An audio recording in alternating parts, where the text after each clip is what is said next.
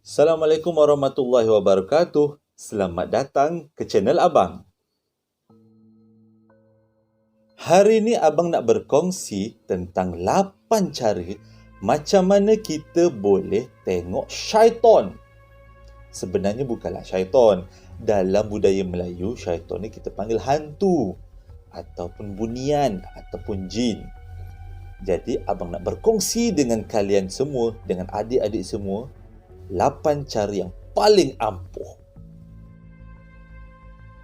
Ke-8 cara ini Abang dapatkan melalui 3 cara.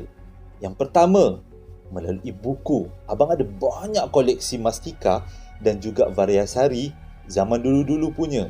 Kalau budak-budak yang lahir sebelum 90-an, diorang mesti tahu apa tu variasari, apa tu mastika. Dua majalah ni adalah majalah yang penuh dengan cerita misteri. Daripada mula sampai akhir, termasuklah cerita tanah kubur, cerita mayat berulat, cerita hantu, tempat seram, hutan belantara yang misteri. Cara yang kedua Abang dapatkan melalui perbualan Abang dengan ahli-ahli paranormal. Kalau kita panggil kat sini adalah bomoh, pengamal-pengamal perubatan tradisional. Jadi Abang berbual dengan diorang dalam telefon lah, sebab kita sekarang ni dalam lockdown PKP kan. Jadi Abang berbual melalui telefon dan tanya diorang macam mana cara nak tengok hantu. Dan cara yang ketiga adalah melalui internet. Jadi kalau kalian semua nak tahu apa 8 cara nak tengok hantu, tonton video ni sampai habis. Cara yang pertama adalah menggunakan arang. Nampak simple kan? Arang.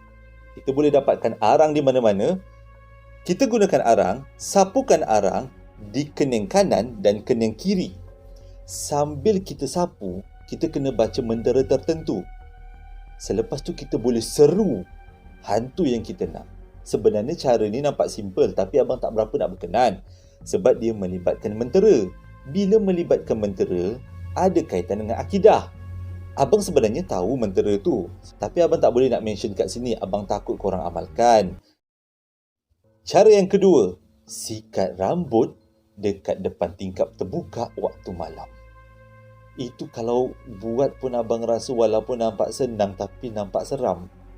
Dah lah kita buka tingkap waktu malam sambil-sambil sikat, memang sure akan ada lah benda yang melintas. Tapi mengikut kata bomoh yang Abang jumpa ataupun paranormal yang Abang jumpa, sambil kita sikat, sambil kita seru siapa yang kita nak jumpa. Selalunya benda ni tak akan muncul depan-depan, dia akan muncul dari kejauhan, nampak melintas.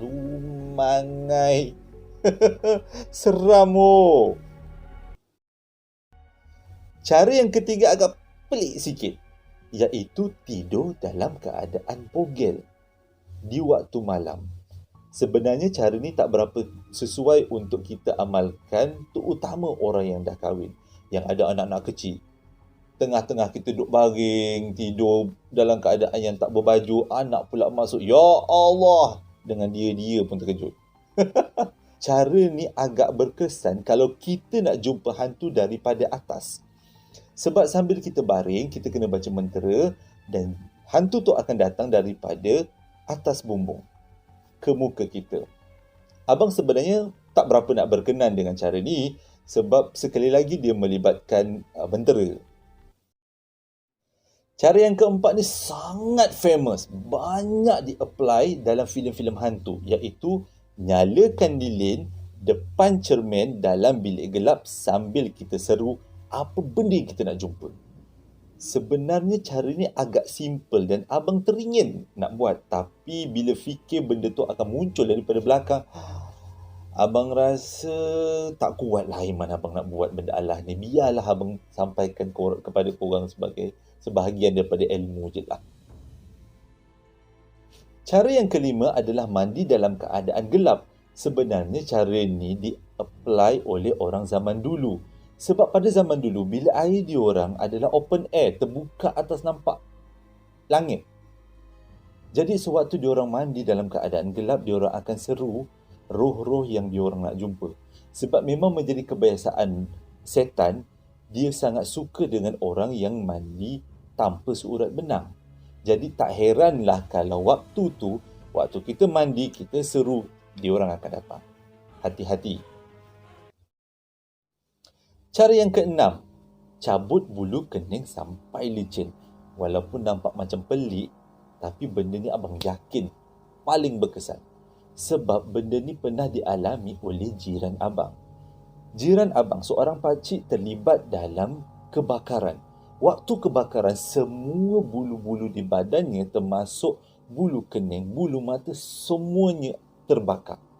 Jadi sewaktu di hospital, dia nampak macam-macam penjelmaan. Ada yang bertenggek, ada yang merayap di bawah katil. Dia kata waktu tu keadaan dia sangat-sangat takut, tapi dia tak boleh buat apa sebab seluruh badan dia dalam keadaan yang sangat sakit.